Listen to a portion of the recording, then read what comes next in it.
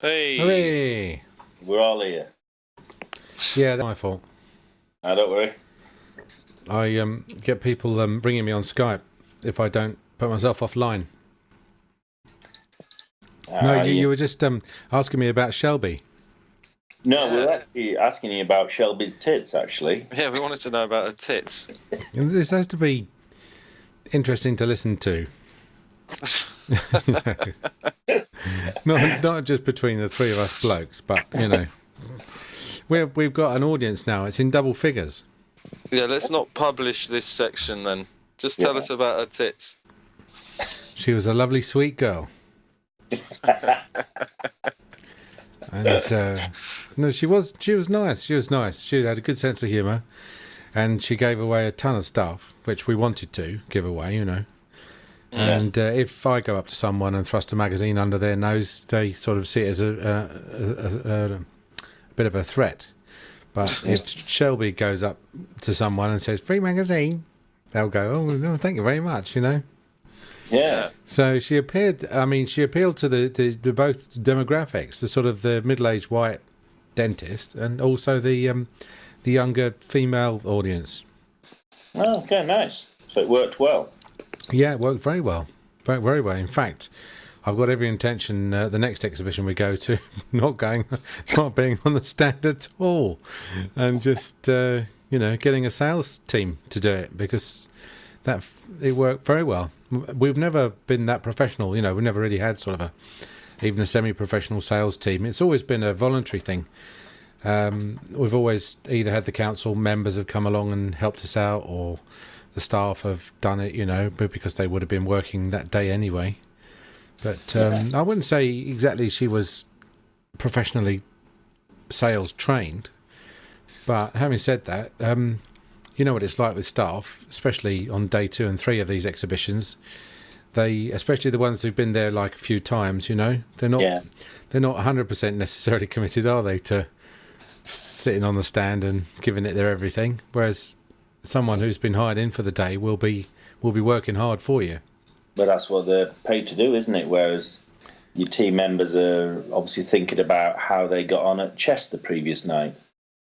Yes. Well, I play chess for money, so in fact, I made a few quid. Fantastic. I lost a few as well. Play chess for money? Oh yeah. You can't play chess for nothing. There has to be something at stake, other than the personal. Losing at chess is bad enough, actually, because it's a mental thing, isn't it? You can't hide with chess. If you lose a game, it's because you're more stupid than the other person. There's no other reason for it. So to be crushingly defeated and lose a quid as well is just the worst. But it's the best when you win. Big stakes, then, eh? Whole pound. Well, sometimes if we haven't got much time and we're only going to be able to get one game in, we do play for £2 each. Yeah. Oh, But we have a rule that if one of us puts their queen in danger to the point where she's going to get taken, you can actually take the move back if you put another 50p in. So, and the bloke I play is not very good on the rules either, so we don't play en passant and all that ridiculous variations on the rules. We play. It's a bit like Monopoly, where you sit down and you play Monopoly, and you have to sort of agree the rules, don't you? You say, "Oh, well, in our family we play this rule," or "In our family we play that rule." And with John and I, when we play chess, we decide we're going to leave out all the complicated things like not being able to castle through check and all that. That all goes out the window. Makes for an interesting game. Anyway, we're not here to talk about chess, are we? We're here to do the podcast number 47 of Dental Fusion. Ooh. So BDTA is just my name is Derek Watson, BDS. I'm the Chief Executive of Dental Fusion Organisation, and joining me is Chris Ritchie, peripatetic dental editor and man about town, Richard Lishman, MD of the Four Dentist Group, who I think, and Richard, the first thing on the running order was the dental showcase anyway, but you were at his showcase, you were, weren't you? Yeah, of course you were, yes. We went out for a curry together, didn't we? Oh, we did, yes. Like we do most years. I remember now. Of course you were there. Yes, I remember. You were the bloke sitting next to me in the curry house. Chauffeur driven in a Rolls Royce. Yeah, it was a lovely. It was a lovely place, that wasn't it? No, it was. No, it was really nice. You can get a decent curry in Birmingham. I will say that. Well, that's where the Balti comes from. Was invented, yeah, apparently. Yeah. The Balti dish. Yeah, it's you won't get many places that serve a better curry than Birmingham, but and we were there courtesy of Mustafa of Genix and Sparkle's Dental Lab. Lovely guy. Yeah, really nice chap. And drives a car that we're hoping to get included in the car feature, aren't we, in Fusion one day? Yeah, that'd be good, actually, doing it on a Phantom. It's unfortunately the article's a bit of a phantom as well, isn't it, at the moment? So when you want to get around to doing that, then that's fine. Yeah, all right. You did say mid-November. Well, we've done. Yeah, it's actually we've probably got about 10 days to go now before I think we start drawing everything together. Yeah. Okay. Yeah, but, it's on the list. It's on the list of things to do. We had I've uploaded a couple of videos. One about the NICE meeting, the Public Health Advisory Committee B, which is the one where they're sort of got dentistry on trial in Manchester, and another one about the dental showcase. And because the biggest shock to us was to go there expecting a stand and to be ushered into this seating area, which was a bit like airport departure lounge, to be told that that's where we were going to be for 3 days. So we had to do a little bit of hasty relocation, but Tony Reid, who's the executive of BDTA, sorted us out okay. And I think overall for us it went pretty well. I mean, I think we handled the exhibition pretty well. After 3 days we're usually wrecked, but on this occasion we were all right. Yeah, well, Shelley did a good job, didn't she? Shelby. Yeah, she did. She did Shelby, a very good right, job. Mate. Yeah, she was. We had a lot of fun on that stand. That I think. I know you're not. I know it's all about. It was supposed to be outward facing, but in fact, the DFO stand was a lot of fun to be on this year because we had we had a lot of people who really had never met before and didn't know each other, and so we just talked for 3 days, and that made the time go really, really quick. Yeah. And we gave some stuff away, and we talked to some members. We talked to some of the DFO members who come and see us every time. So, and we found out quite a lot about the market by talking to people about how things are going in practice and stuff like that. So it's very useful to us. That's good. So what do you guys think of the BDTA changing to the BDIA? I'm not sure about it, to be honest, because I can't see why they're doing it. They're changing from the Dental Trade Association to the Dental Industries Association, aren't they? Yeah, and it doesn't have the same ring to it, certainly, when you BDIA. I don't think it works. No. Are there a lot of associations in dentistry that don't work? Have you noticed that? Like, for example, the British Association of Dental Nurses is BADN. Yeah. So, and British Society for Dental Hygienists and Therapists is BD shit. So I think they ought to change that. And BDIA is really like it's UPIKA, isn't it? It's a weird thing. And an industry versus trade. I mean, why industry? Dental industries. I mean, industry to me, I know it's a bit old-fashioned, but industry to me, this sort of British Leyland was industry. Shipbuilding is an industry, isn't it? Yeah. Well, the reason they give is a bit wishy-washy. I think it's that the membership has apparently changed over recent years, and they have more services in there than actual, companies. There are services. I think that's what it's trying to reflect. Right. But I don't think it does. Rather than suppliers. Yeah.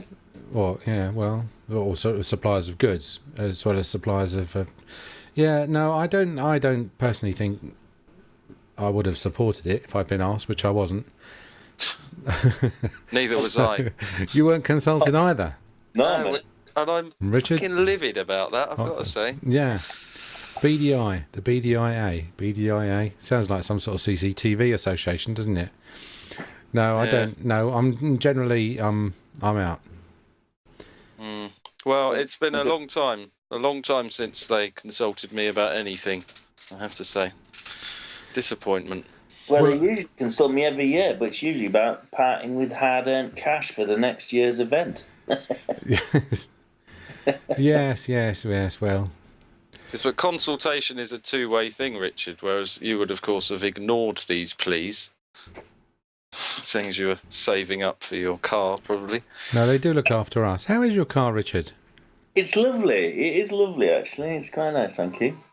But, not as lovely as the day here today. It's nice and sunny. Oh, Changing the subject. No, it's been sunny here, but cold. Yeah, it's quite chilly here as well. So next on the old running order, then the new format. Actually, we're trying to introduce some sort of video into the podcast, because podcasting is a bit of a specialist thing. You know, you're either into it or you're not. And to download a podcast, you have to look up what the internet reference is, and then you have to download the podcast downloading software and then set it all up. So it's a bit of a faff for the non-technical amongst us. Whereas you put a bit of video on it, and it's the same audio, but it's got video attached, which arguably doesn't really tell you much more than the audio does. But upload it to YouTube, and all of a sudden everybody and their grandmother knows how to find it and download it, and will sit there watching it all the way through, whereas they would have only listened to 10 minutes of it beforehand. So the video side of things is going well. And my grandmother has been watching them with interest, I must say, from the grave. Well, the showcase got 59 views, which is, it's not millions, but then it's okay. I mean, if I could get 59 people to sit down and listen to me go on for an hour about Dental Showcase, I think I'm doing rather well. Yeah, it was good actually, Derek. I watched it after you'd published it, and 58 times. I think I'm the 50. He's probably the 8, and then your dead grandmother made up the 9. Well, I think actually it was both dead grandmothers, and they probably split it between them. Very supportive, always have been. But that's. I know everyone says, "Oh well, you need 30,000 views," or.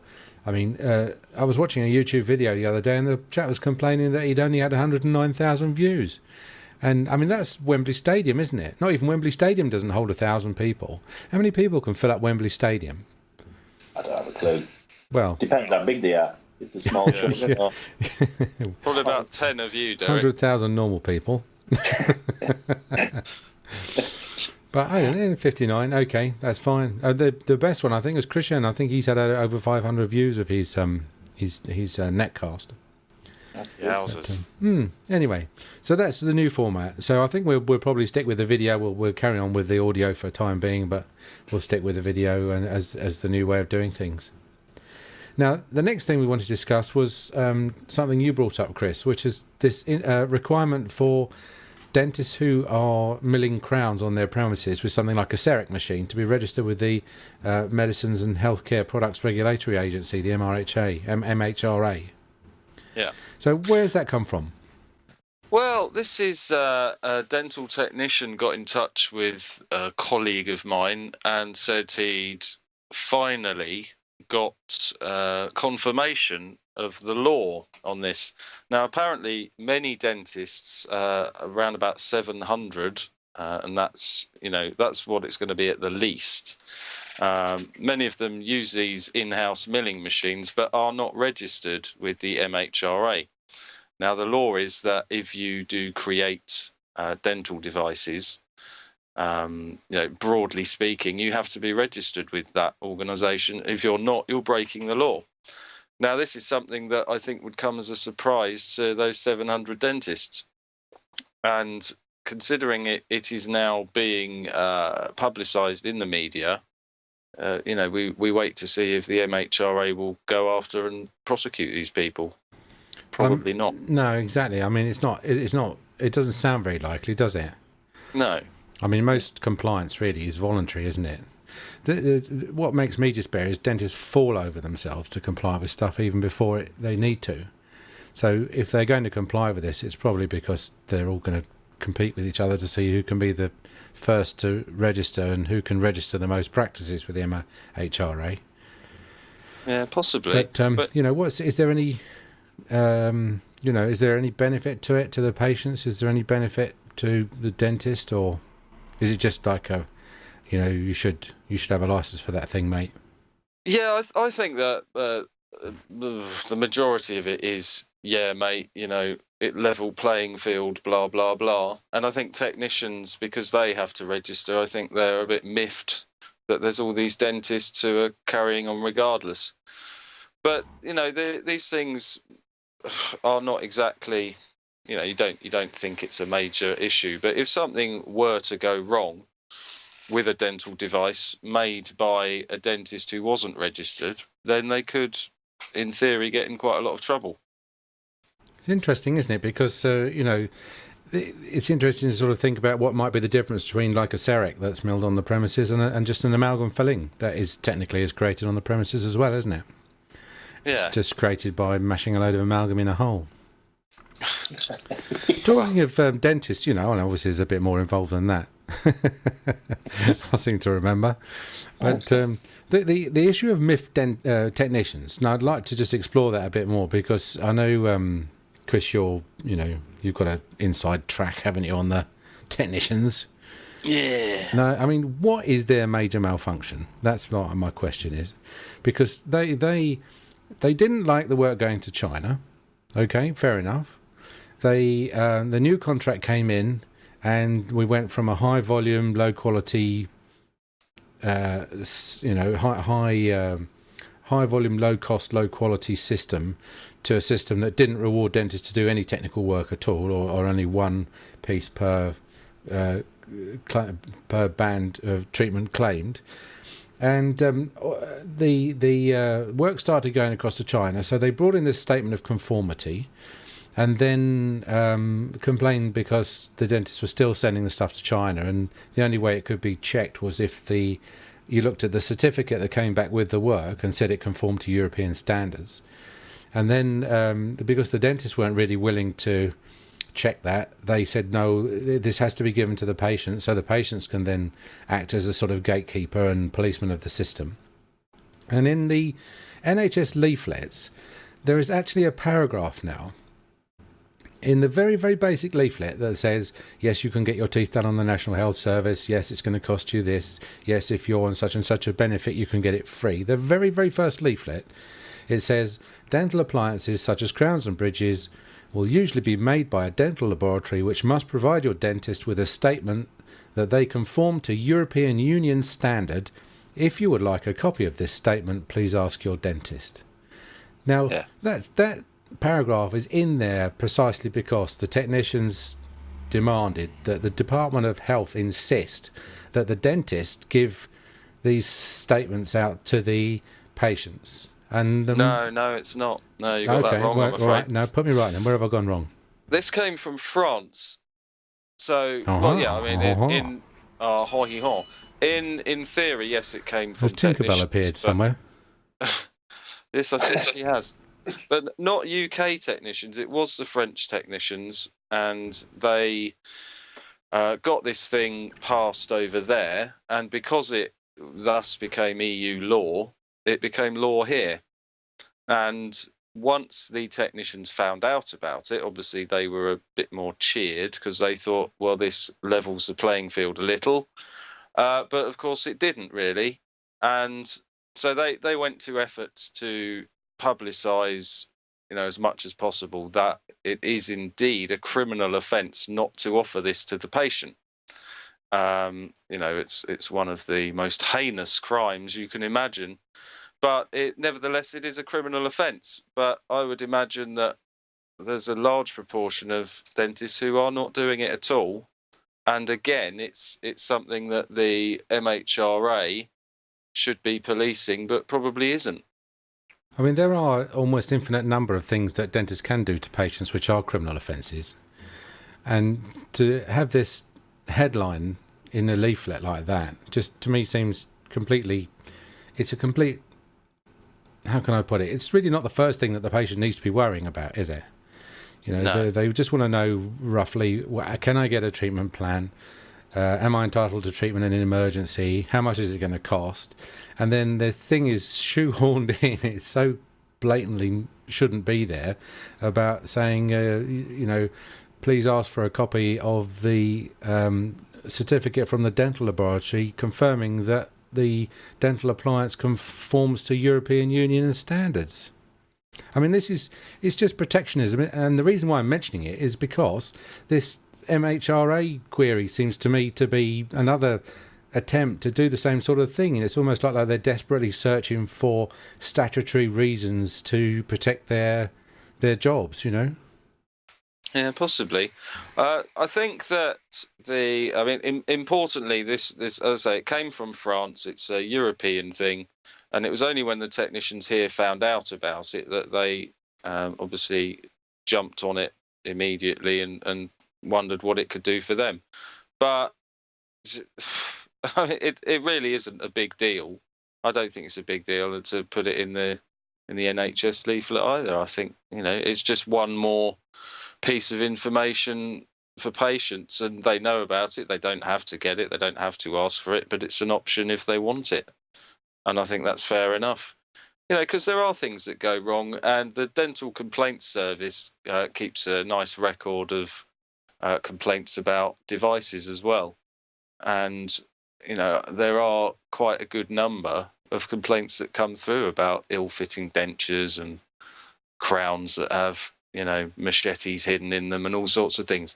So I think I can't see what the problem is with it, really. But yeah, technicians do like a whinge, and why not? They've been repressed for years and years and years, stamped on, spat at, stoned in the streets. Yes. They've been huddled together around their Bunsen burners in the basements of dental surgeries up and down the land.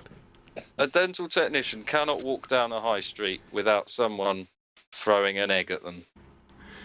Yeah. That's a fact. The dental technician I used to use was a very successful businessman who had a very, very large premises on the edge of Maidstone and employed many, many people. Well, that's good. It works for some of them. It's generally the guys who work on their own who really are struggling to compete with everyone else. It's tricky for them. But it's tricky for single-handed dentists as well, isn't it? Yeah, absolutely.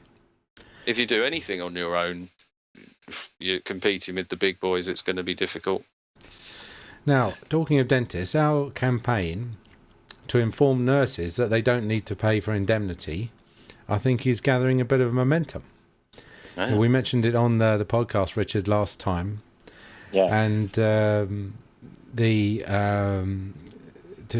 to recap for those people watching or listening that don't know the story so far, the General Dental Council is issuing blanket statements saying that all registrants, all nurses, all dentists require indemnity or a means for patients to claim redress should anything go wrong. And of course that's fine, and we absolutely support that. Patients should have the means to claim redress. But in light of the concern over whether nurses, in particular NHS employee nurses, required indemnity, I think he's the former chief executive of the General Medical Council, is a doctor called Finlay Scott, was asked to look into this about 3 years ago, and he published a report in 2010. And his report came to the conclusion that employees do not require to be indemnified. In other words, they are covered by their employer's liability insurance.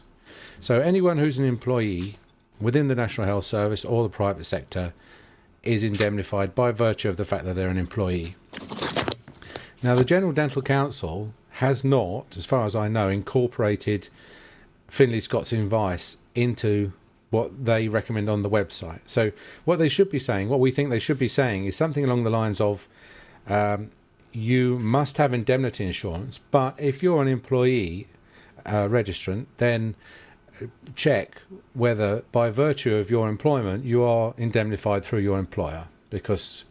And a lot of nurses are now, I think, having been told that they weren't indemnified by the Baddens, BADN, amongst others, are coming to the conclusion that they probably were sold insurance that they didn't need, and on which they almost certainly couldn't claim. So this has been taken up, hasn't it, Chris, by Dental Practice magazine, I think.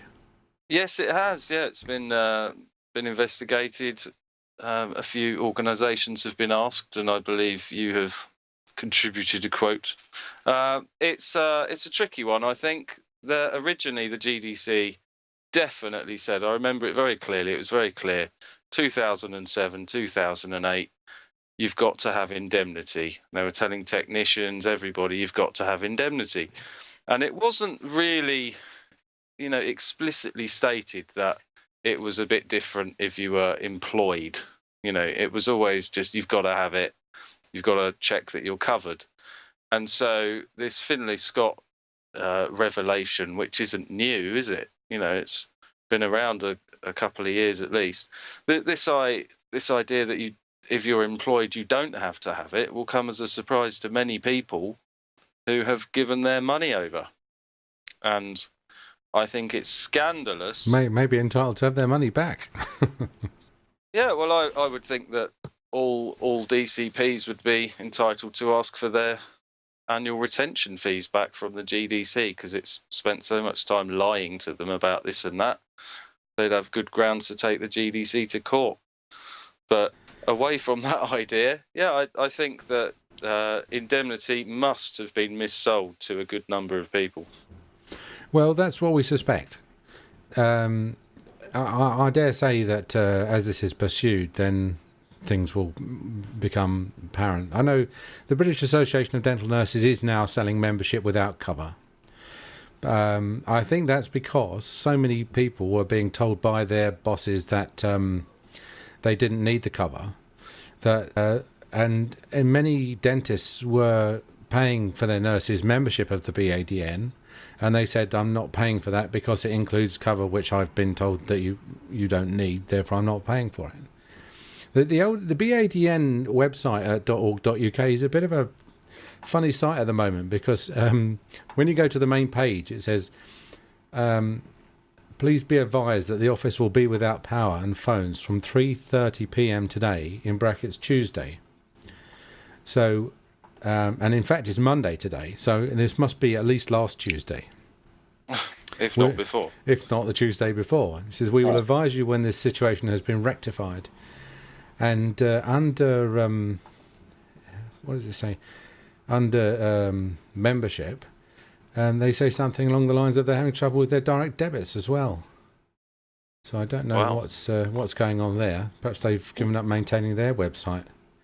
But I have banged off a request to the General Dental Council under the Freedom of Information. So I had to sort of, you can't sort of, under FOI, you can't write a statement and say, when will you correct your website? I've put down, I've written, when does the GDC intend to incorporate the conclusions of the Scott Review that separate indemnity is not necessary for employed registrants who are covered by dint of vicarious liability, and adjust the advice given on your website accordingly? So, and I'll just keep you up to date. They have 20 working days, I think, probably to reply to that, which is about a month. So I don't know whether we'll get a reply before the next podcast, but I'll certainly let you know if and when we get a reply. Because I think definitely what the GDC is saying is misleading, and associations are using what the GDC, associations who are selling indemnity, are using what the GDC is saying to sell their indemnity product on which they get paid a commission. Yeah. So, watch this space. One thing on indemnity insurance as well, which many dentists and I guess DCPs aren't aware of, is when you're working out how many sessions you complete every week, you need to take into account the actual holidays that you take. And obviously, you shouldn't be paying for indemnity for that period of time. So a lot of dentists will take up to, let's say, 10, 12 weeks a year, with long weekends and structured holidays through perhaps school time, etc. And that actually has a huge impact on the premium that DCPs pay. So there's a money-saving tip there. Thank you, Richard. Money-saving tip. Wow. Well done. We'll have to make this a regular feature. Richard's money-saving tip. You're amazing, Richard. Thanks. Takes it the best. We found with indemnity that in fact we found the opposite, which is that when you are working 5 days a week, you can get a lower premium than if you're working 3 days a week. And that's because the medical underwriters don't like people working part-time, because they figured that because they're working part-time, they're only part skilled. So in fact, you can.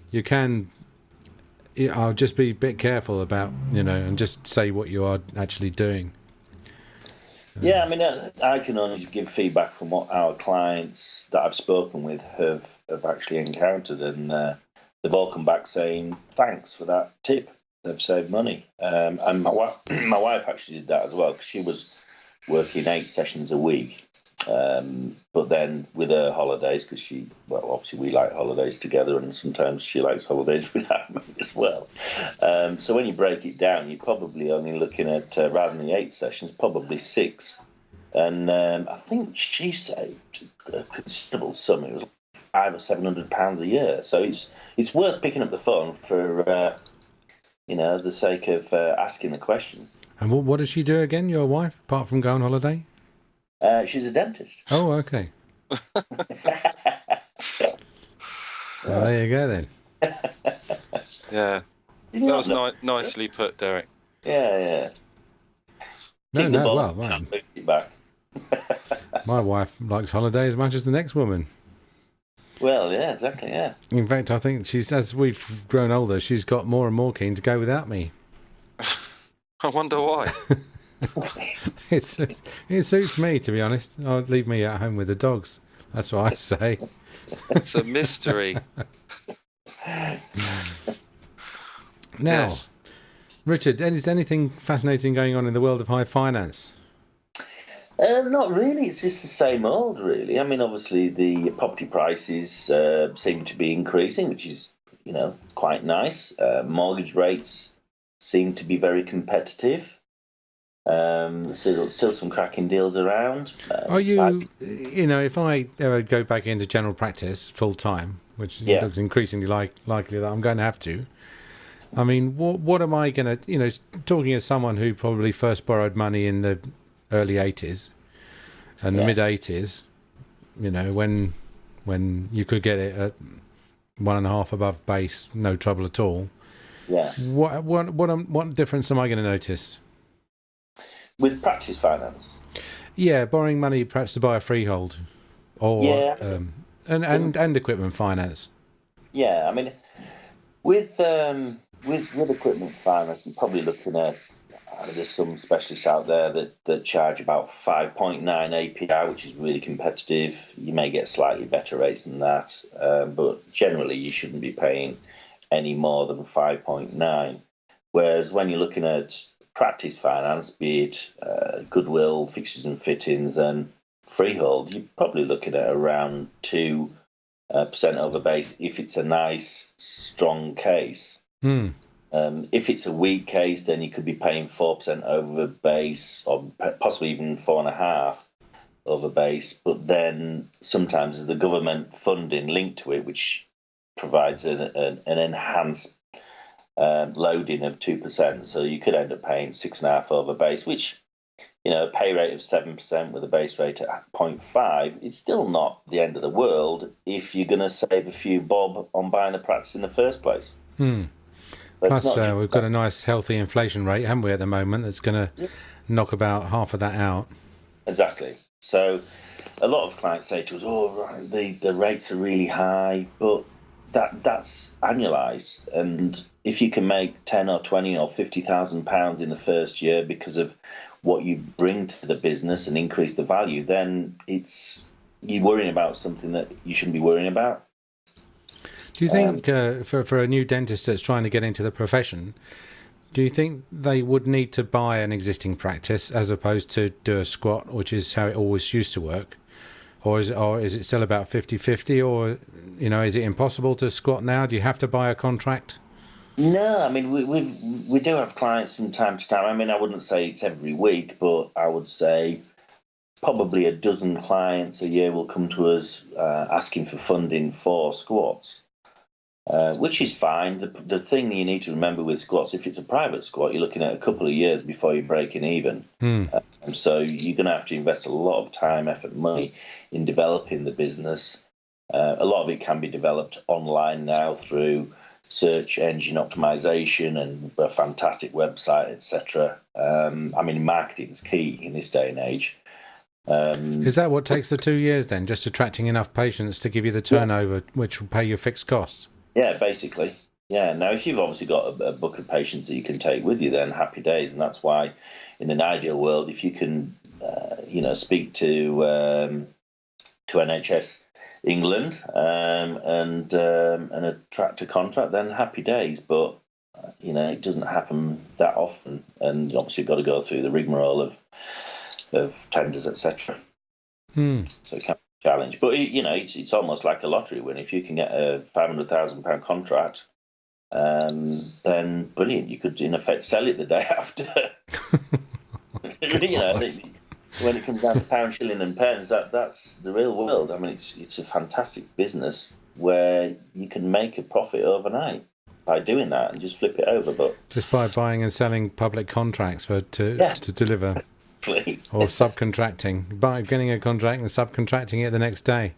Yeah, is that ethically dubious, Richard? I don't think so.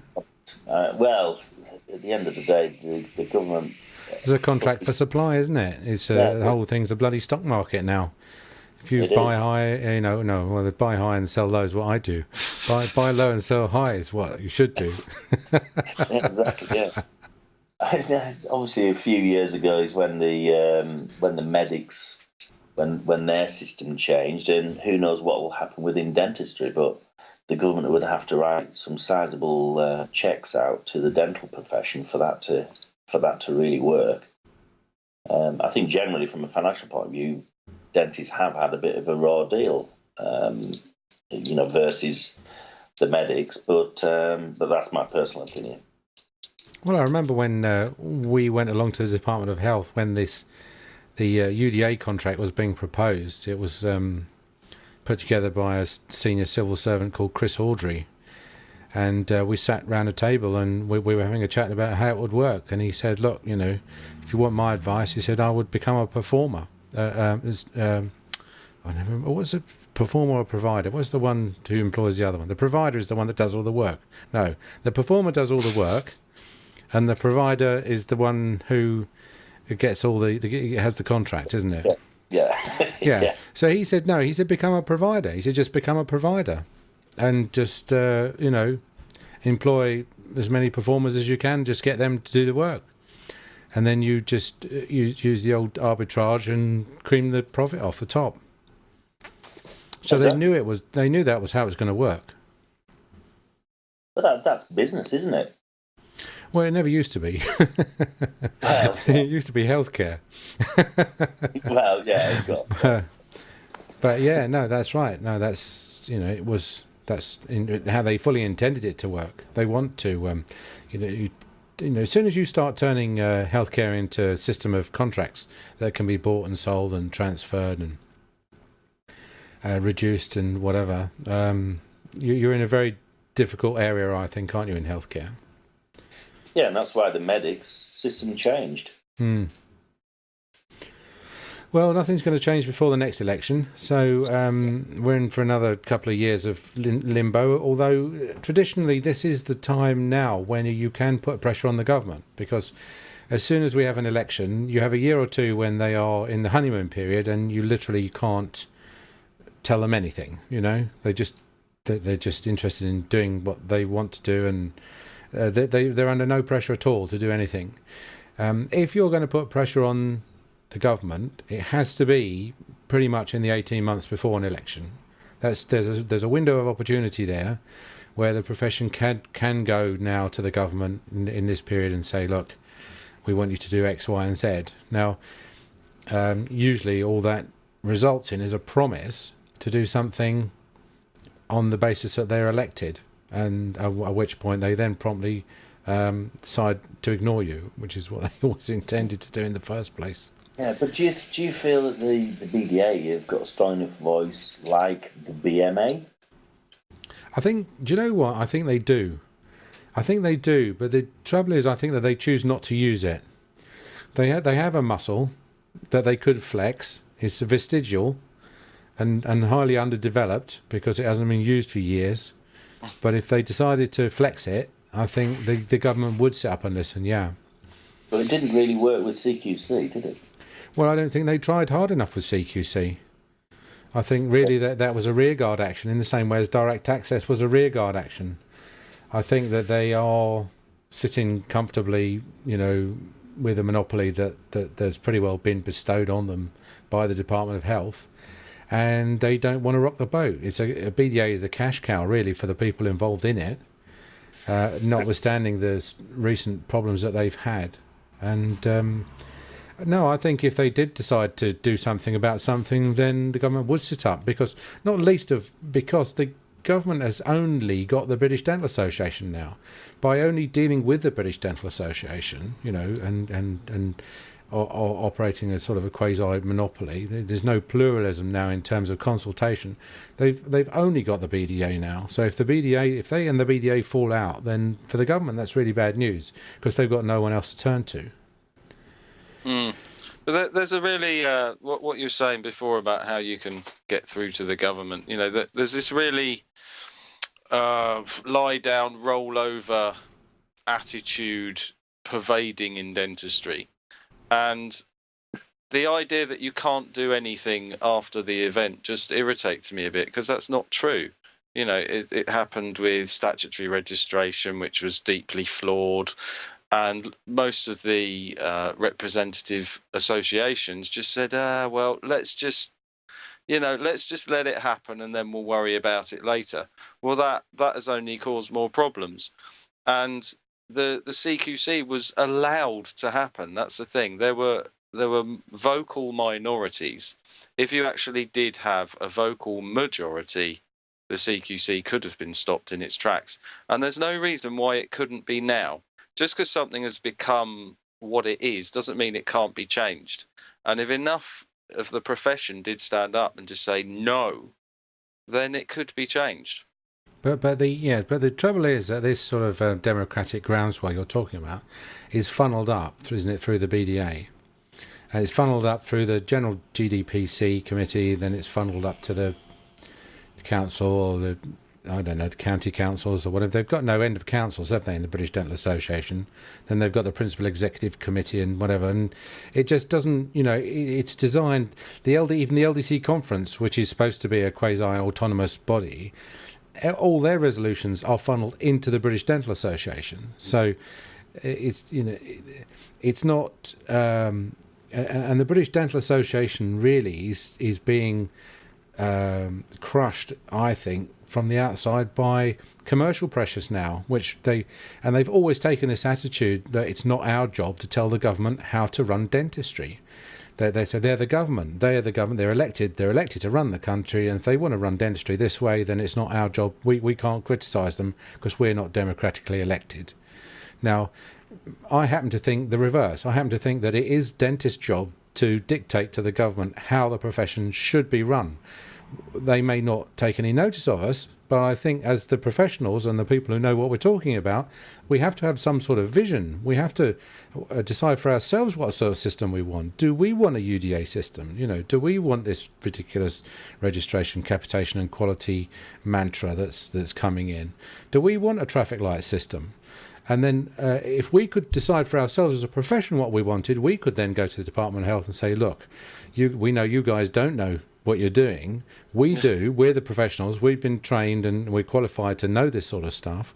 This is what we're telling you. This is how it should be done. And the government may well turn around and say, okay, that's how you want to do it, then you do it. And then if it goes wrong, it's down to you guys. But what we've done is there's been a vacuum, hasn't there, of power, which has been filled by one person in particular, who's come up, who thinks that just because he has a thought, it must be significant, when quite frequently it's not at all. And the system is just almost like at random. It's like the random firings of a neuron going on and coming up with one system after another in the hope that sooner or later, when you've done enough systems, one of them is bound to work by accident. And that's not true. There is an infinite number of systems that don't work, and we're just working our way through them, and no one seems to have any we're all so bogged down with compliance and testing and making sure that we got the right files on our shelves for the Care Quality Commission that nowadays most people, all they'll do if they see something they like is they'll just click they like it on Facebook. And what did that ever change? A Facebook like never changed anything.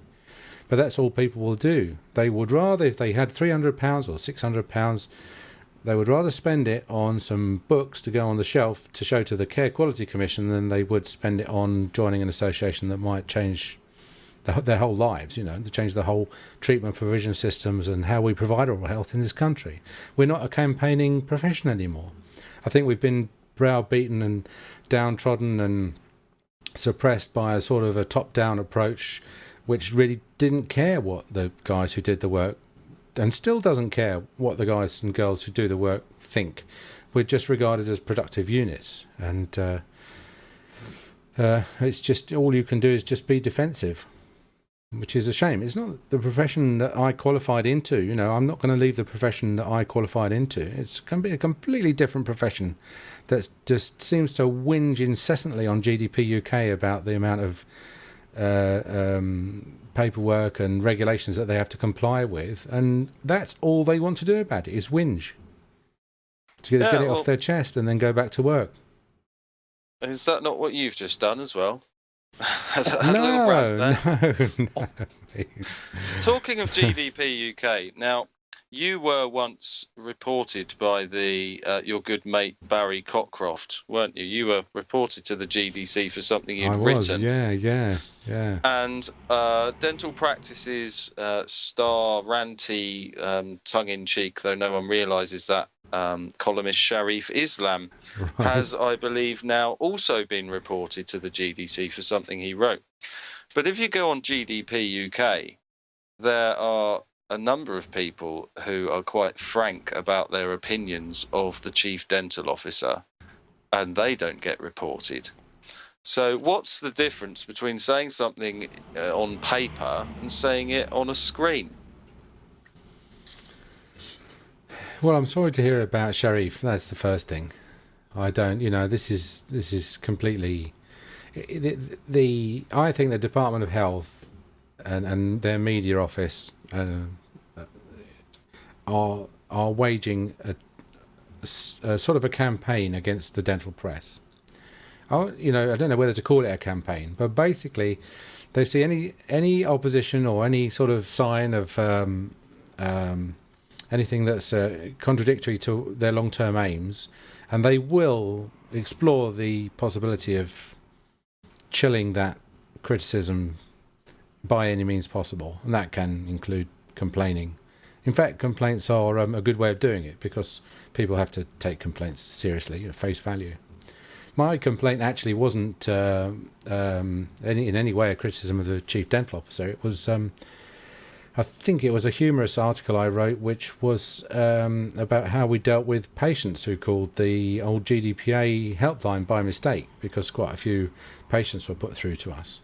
And it was all to do with the advice. It's sort of a tongue-in-cheek article about the sort of advice we gave patients, and it was taken seriously. I mean, it was a classic example of a humorous article that was taken as verbatim truth, and all the irony and the sarcasm and everything that was in it was totally lost on the person. And in fact, there was slightly more to it, because the chief dental officer actually wasn't the person who instigated the complaint. He instigated the complaint at the request of someone else who wished to remain anonymous. And I think I know who this other person was. And I think that other person had a sort of a grudge that he had a score that he once settled. And so it was all just too complicated for words. But it wasn't Shaggy. He wasn't Shaggy. He said he wasn't him. He wasn't one? Shaggy. Shaggy. Oh, it wasn't me. Richard's making a pop culture reference. Oh, God, Richard. You know, we've told you Just to before, break if you're going to make a joke, let us know in advance. to break it up a bit. Come on, lads. Yeah, well, it was a long time ago, I know, but you know, feelings run high when that sort of silly buggery goes on. But back to the question, you know, how come these people on GDP UK can say whatever they like, essentially, and they do.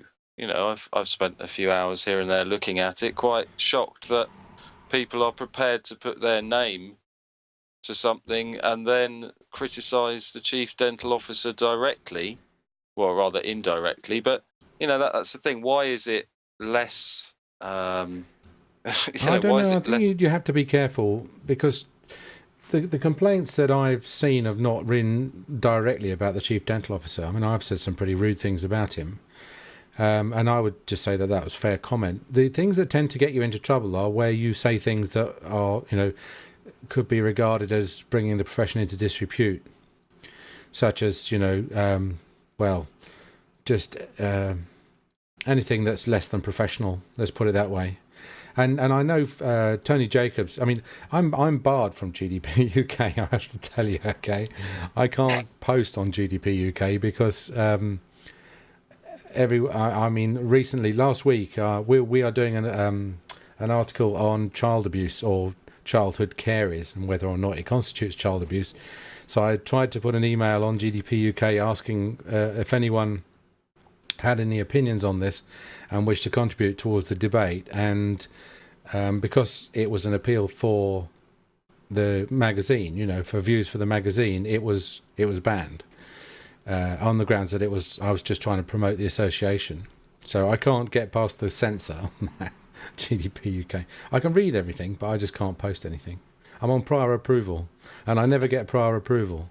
Most of the dentists who are listening to this will know what that feels like.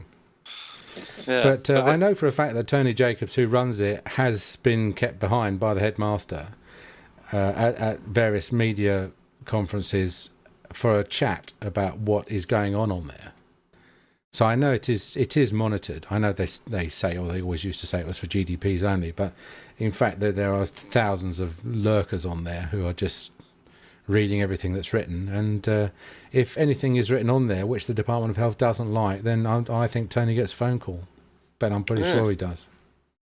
So okay. I think that they are sailing just the right side of the wind, GDP UK. But I'll have to look at what Sheriff's written and see what I think. I know that you know, the Department of Health is banging off complaints letters to people left, right and centre about what they've written, just because they don't like any criticism. But to take it again to report people to the GDC for what they've written, I really think that is a little bit daft. It's not only daft, it's GDC doesn't know how to handle it. I mean, GDC, they're designed to deal with professional misconduct, not written contents of articles. They're not the Press Complaints Commission, you know. They don't know what to do they? I mean, in my case, I was pretty convinced I was going to lose because just merely because it was the chief dental officer who'd referred me. I mean, I didn't know whether the GDC would have the balls to find me not guilty. And in fact, you know, after a grovelling apology and also pointing out that I'd made the very same remarks at a dinner earlier in front of all of the people who were complaining, and they'd not said anything at the time, the GDC just said, well, you've been a naughty boy, don't do it again. But I went through had to go through all the palaver of producing my indemnity insurance, because as soon as you get a complaint, the first thing they want to know is who's your indemnifier. And I'm like, well, okay, it was a Medical and Dental Defence Union of Scotland, but I can't see them indemnifying me against a libel action, can you? No. So what's the point of that? And a pointless one at that. Yes. Well, Richard, you've been too quiet. Tell us some more jokes. That's it. That's my only joke. That was it. Yeah, dear. Daggy, it's you know, it's got me out of a few sticky situations over the last decade or so. What? Just that one joke? Yeah. It's good though, isn't it? That's pretty impressive. Well, we've been going for about an hour now, so including the 30 minutes we were waiting for Richard before we started. So I was just going to wind up by saying, if anyone wants to get notified of new netcast/podcast, you can follow us at dentalfusion.org, or you can join the association free. If all you want is the use of the website and the bulletin board and the various other bits and pieces that you can get for nothing, you can join free at dentalfusion.org/join. And very happy to have free members. Our next netcast is scheduled for the 25th of November. Today is the 4th. Have we had the fireworks, guys, or are you going to fireworks next week, or what? Yeah, I don't do fireworks. You don't do fireworks? No. I'm going to be working, so I'm all over. It rained, didn't it, all last weekend? It was very rainy, so I feel sorry for anyone that was doing fireworks last week or over the weekend just gone. It's just done nothing but rain since. Well, you know what? Fireworks, it's just the same every year. There's no innovation in fireworks. I'm still watching the same things going up into the sky as I was when I was 10.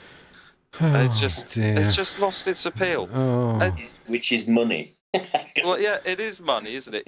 You might as well just tear it up or wipe your bum on it or whatever, because it is just firing money into the sky.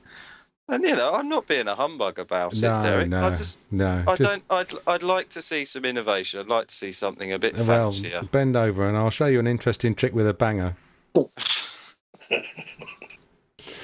Right, thanks very much for listening. Goodbye, and talk to you next time.